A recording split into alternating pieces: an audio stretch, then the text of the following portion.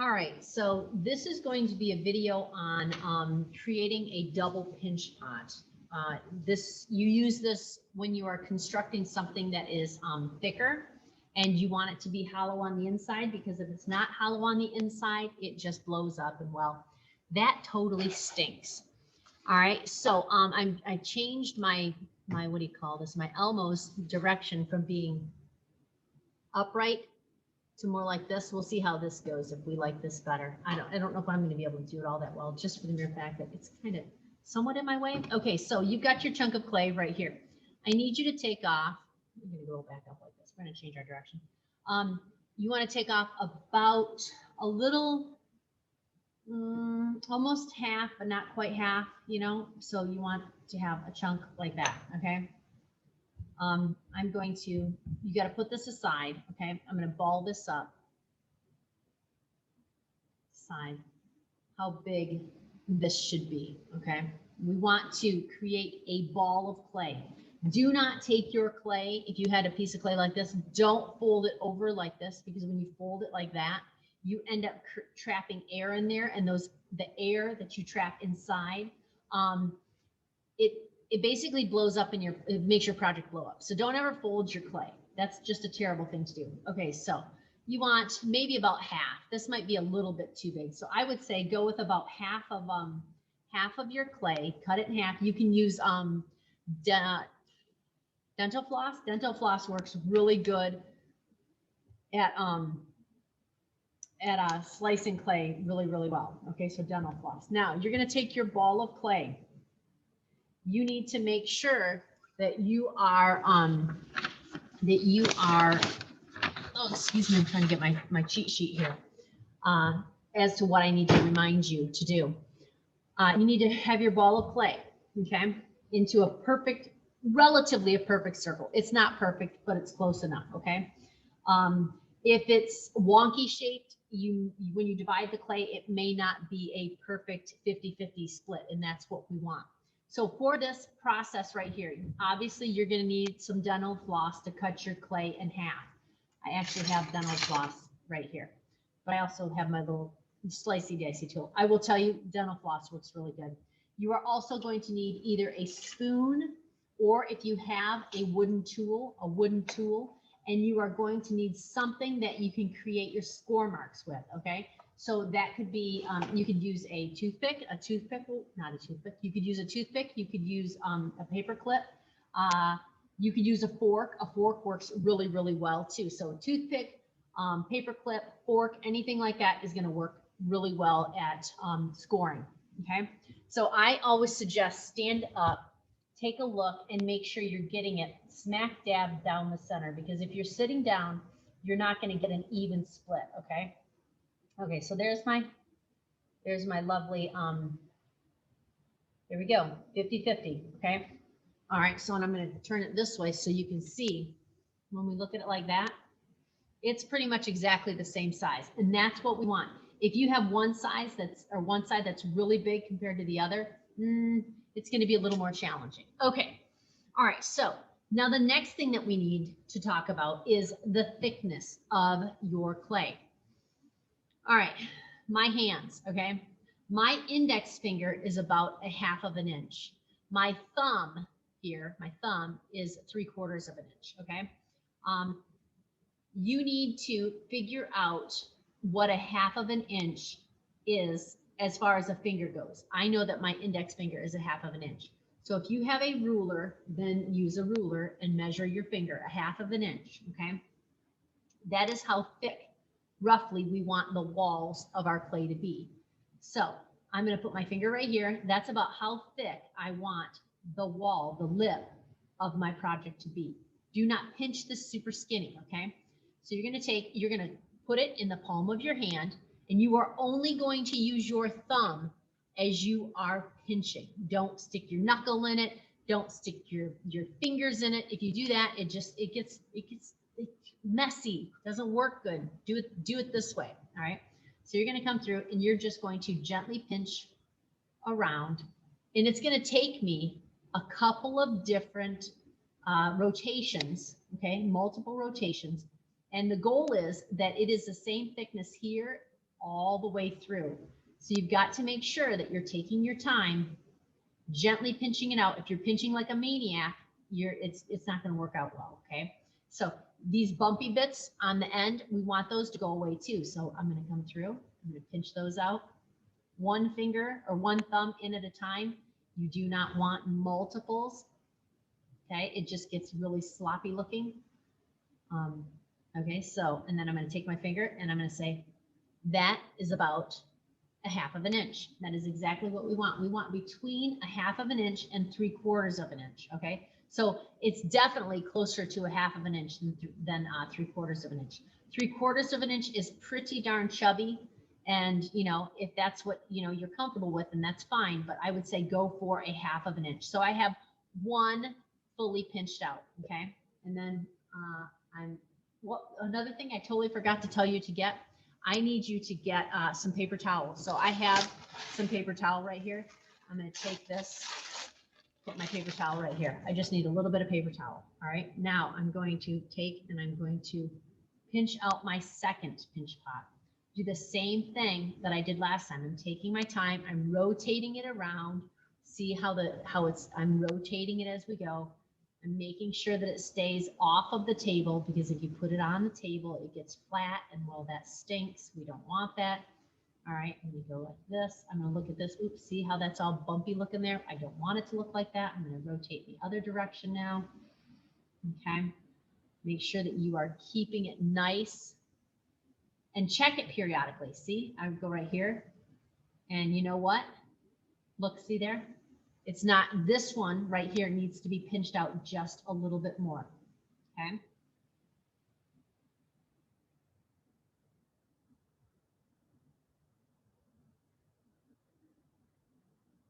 And then if you get it to where it's like not cup-like, or this gets really thin, you can tap it on the table to help smooth this out some. Okay, now let's take a double check here. Let's see where we're at. Give me 1 second. Cupped it weird. Okay, there we go. We are pretty darn good. Is it perfect? No, but it is close enough. All right. So take these, set them off to the side. Now, the next thing you need to do is you need to take a tiny bit of clay, and I mean a tiny bit, okay? Just a teeny tiny bit. You have to roll out little beads, which are balls of clay, okay? I'm going to make between 5 and 8. You could go 10 if you wanted. I would say definitely more than 4. So shoot for at least a minimum of 5. If you do big balls of clay, it's going to make more of a clunking sound. If you make tiny ones, it does tinkle more. You know, it has a higher tone. So like here is my animal. Can you hear that? Here. I don't know if you can hear it or not, but I put teeny tiny little beads in this one right here in my horse. Okay. So, and my person head, I don't remember what, I think I put an assortment of ones in this one right here. Okay. So both of these are hollow on the inside.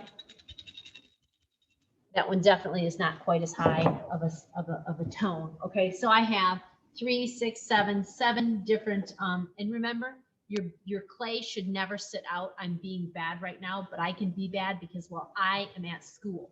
You are at home. You need to make sure that your clay stays in your bag at all times, okay? All right, so I take my piece of paper towel, and I need to take my beads, and I am going to put one on here, and I'm going to wrap it up. Oops, I'm going to wrap it up. I'm going to put a few more, and I'm going to wrap those up again. And I'm just going to keep dropping beads in, and I'm going to wrap it. A couple more. See, I put those right there. I'm just going to wrap them up. And then I'm going to twist it. There we go. And then they go in here, okay? The reason I put them in here right away is because numerous times I have had students take and make a beautiful double pinch pot, and they forget, they put their beads over here, they score everything, and then they close it up, and oh, lo and behold, they forgot their beads, and they're like, oh, dang it.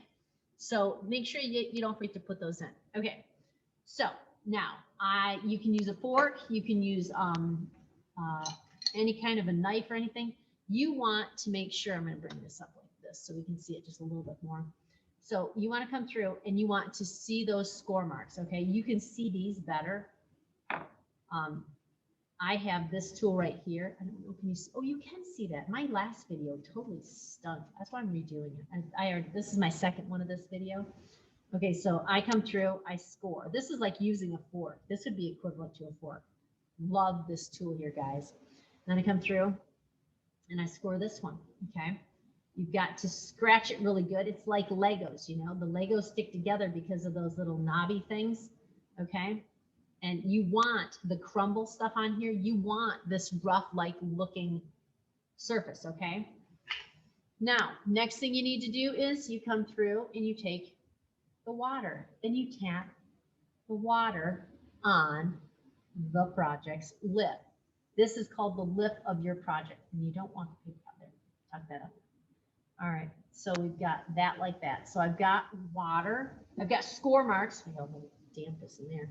I've got my score marks, okay? Adding the water creates slip, and slip acts like glue.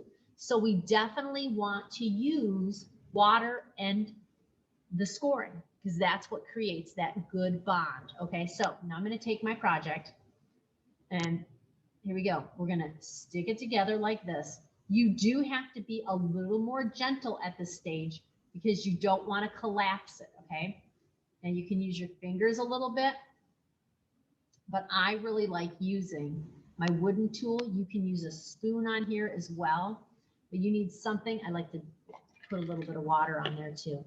Okay, you want to go up and down typically, because if you're dragging it like this, you end up, or you can end up creating an indentation, and we don't really want the indentation. We want it to be nice and smooth. So I come through and I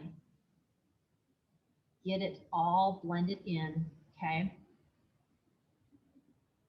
Blend, blend, okay? This is going to take you probably a period, okay? At least one period, okay? All right, that's looking much better, okay? Now, there's this great physics.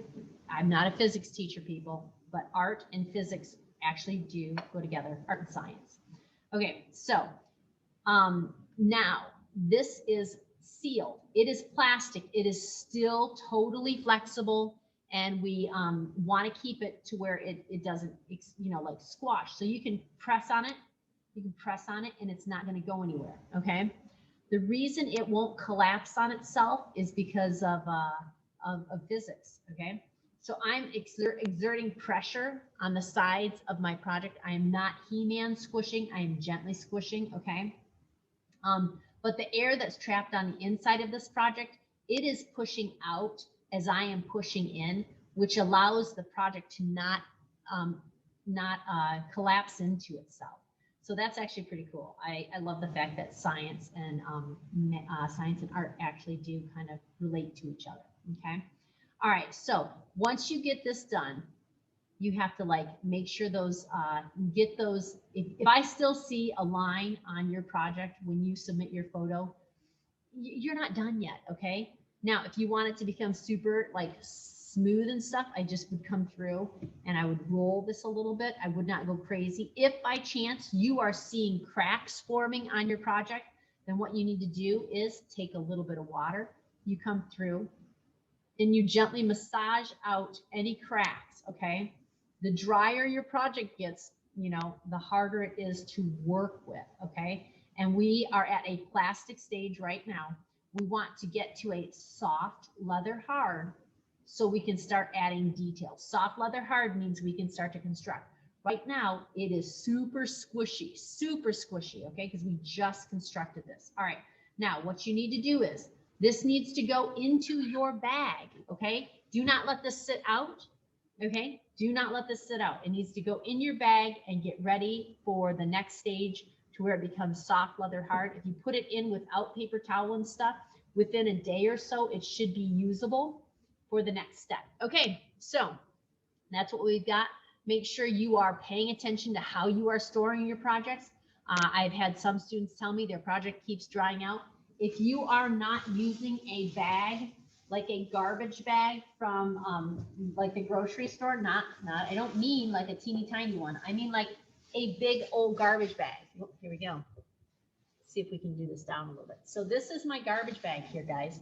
This is a big garbage bag. If it is a bag that you're storing that you get your fruit in at the grocery store, or you are bringing your groceries home in the little tiny plastic bags, that is not suitable for this, okay? So we take our project, we place it in the bag, we bring up the bag, we get out the air, we twist it. If you have it on and don't store your project on cardboard, people. Cardboard is not acceptable either.